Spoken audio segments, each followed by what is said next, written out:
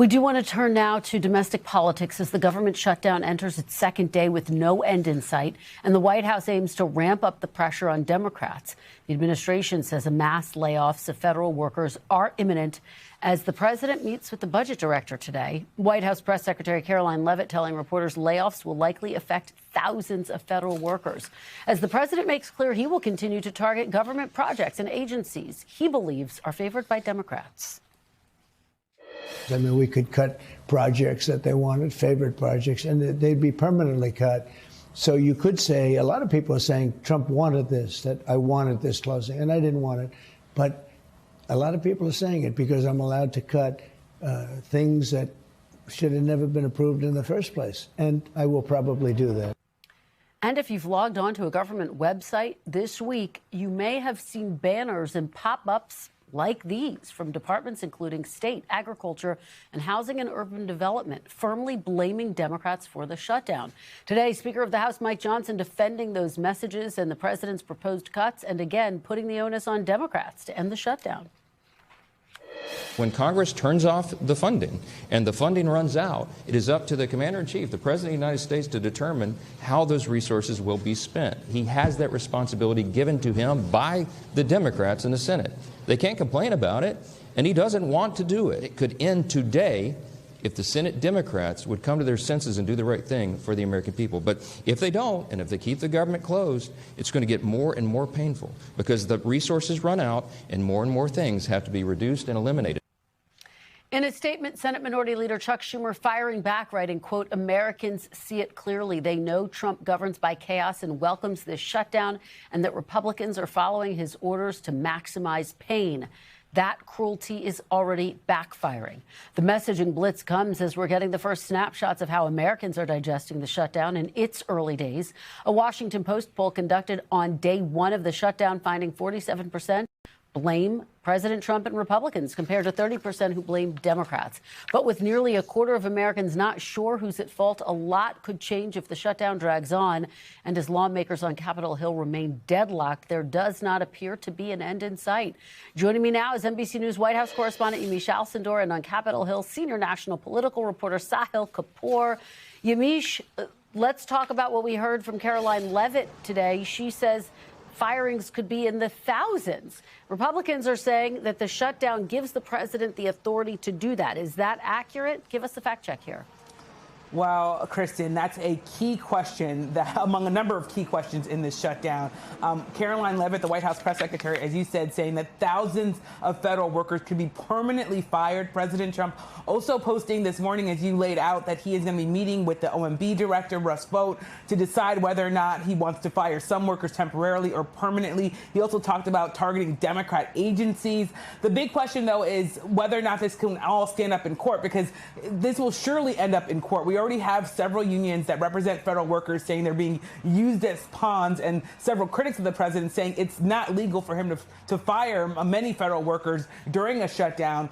But the president has been able to argue successfully for firing a number of other federal workers. And you get the sense in talking to White House officials, I have gotten the sense in talking to White House officials, that they see the Supreme Court as sort of a place where they can win almost at all costs. So even, let's say, he does move to fire thousands of people permanently and people sue, it could, one, take a long time for this to move through the courts, and it could ultimately end up that this 6-3 conservative majority Supreme Court sides with the president. Of course, when you think of everyday Americans, people that are TSA workers, trying to put food on their table, it's going to take them a long time just to deal with their lives and to survive, even if they at some point win their jobs back. So this is definitely creating a lot of anxiety, Kristen.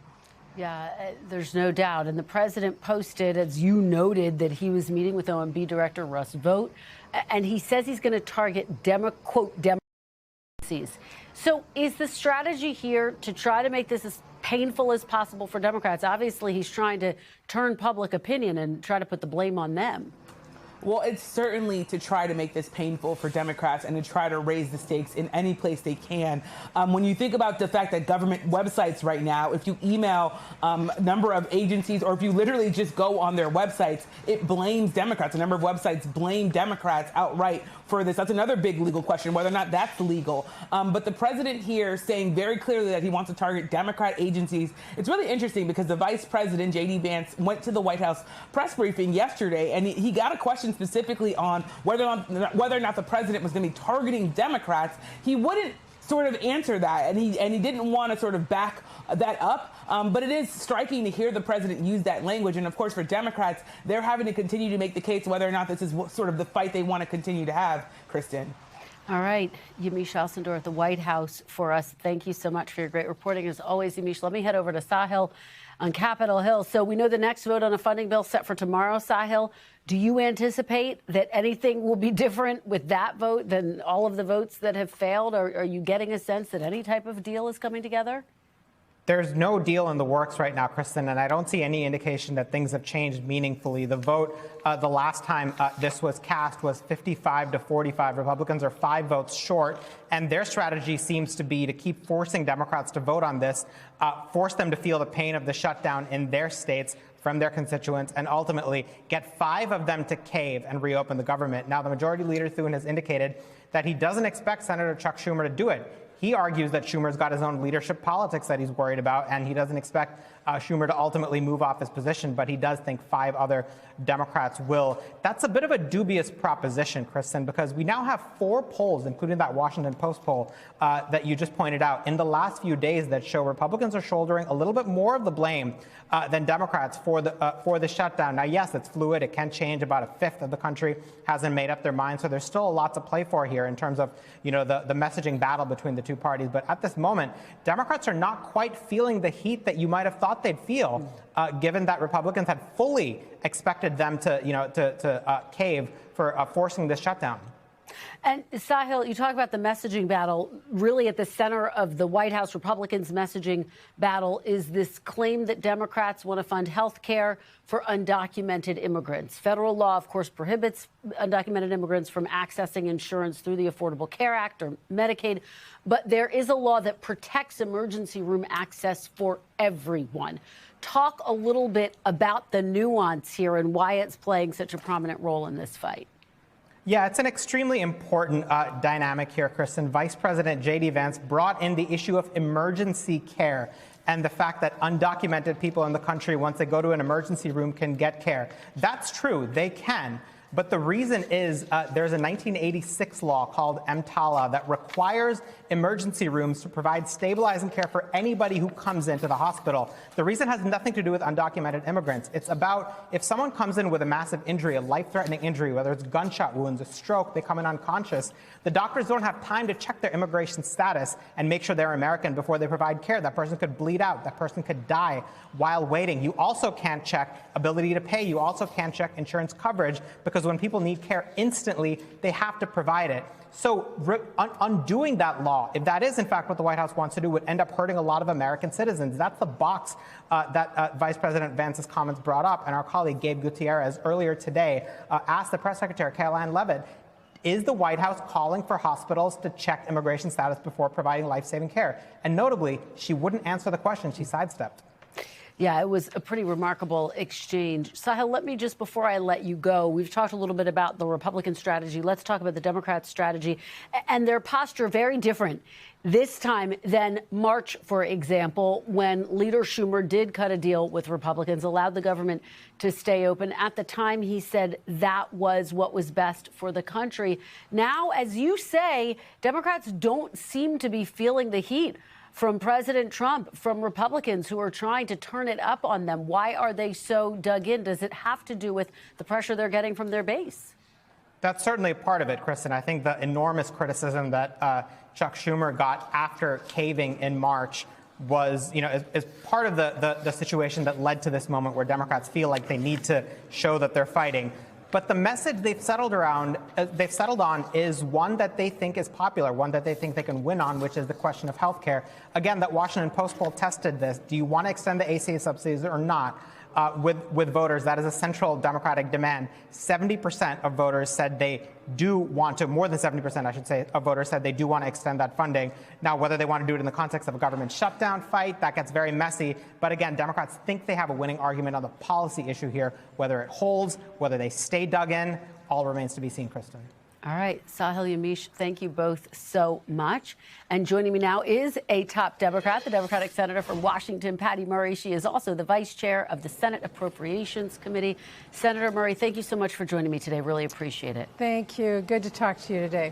Wonderful to have you here. So here we are on day 2 of the shutdown. There is a vote scheduled again tomorrow for the same funding bill. It doesn't seem like it's going to pass, but do you see any off-ramp at this point? Are there any negotiations, Senator Murray, happening behind the scenes that you can tell us about? Well, certainly we're all talking to our colleagues about what we need, and we've been very clear. What we have told Republicans for weeks now is that we want to be part of a bill that they are asking our votes for. They've refused to do that. They have sent a partisan bill to us and said, just give us your votes. Talk to us later. And we're saying, no, our constituents are hurting right now. We have hundreds of thousands of people who are in the mail going to get their insurance bills for next year that are going to double, and they can't afford it. It's a simple solution. Extend the tax credits. And all we're asking for is have a discussion with us, come to us, let's have a negotiation. And to this point, they've not done this. Republicans are in charge in the White House, in the Senate, and in the House. For this bill, they need our votes, and we are saying we want to make sure our constituents are taken care of and our voices are heard. Senator, Republicans say they are willing to negotiate. They say they just don't want to negotiate over this funding bill. They say, let's open up the government, then let's have a negotiation. Why not take that tack and allow the government to reopen? Well, the irony of that is we have had a government's been open. We have been saying for weeks, come and talk to us. Let's figure out how to solve this problem for the people in all of our states, and they haven't done it. So why would I believe them? Where is the trust that, oh, just open government, we'll talk to you then? They didn't before. Why would they now? Give us an assurance that that is what you're going to do. That's what we're asking for. I wonder how you see these threats by the president to lay off thousands of federal workers, clearly trying to turn up the heat to get you all to agree to this funding bill. Are you feeling pressure, given that thousands of federal workers could at the very least receive notification that their jobs are going to be eliminated? Well, I will say it is horrendous for this president to threaten people and to cause disruption and to create chaotic situations. Am I surprised? No, that's what he's been doing for months now. What we're saying, he's trying to hurt people. We're trying to help people by getting these ACA tax credits and government funded with assurance to our constituents that they will get their needs met. So he's trying to hurt people. We're trying to hurt people, to help people.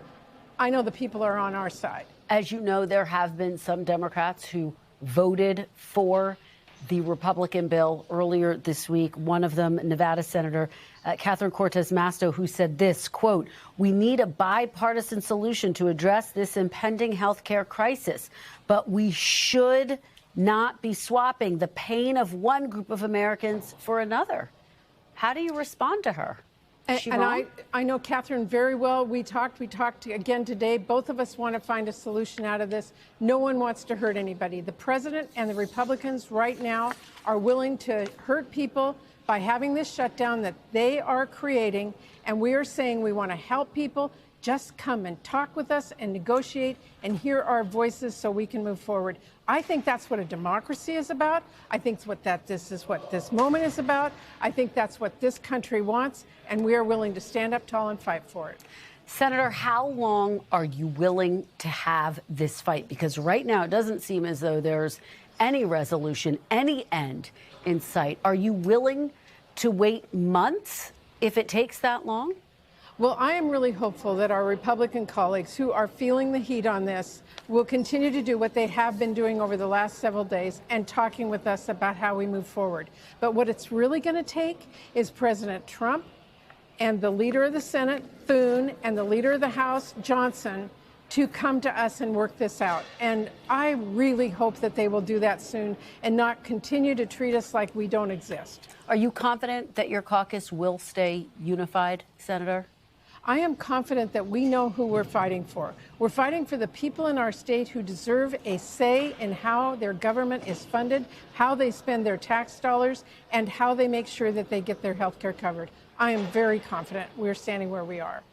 And just finally, I mean, as you look at this situation, you look at the polls, early polls show more people right now are pointing the finger at Republicans, but about a quarter of the people say they don't know who to blame. So that could easily shift over time. Senator, are you worried about the political pain it could cause to Democrats in the long run, particularly ahead of the midterms?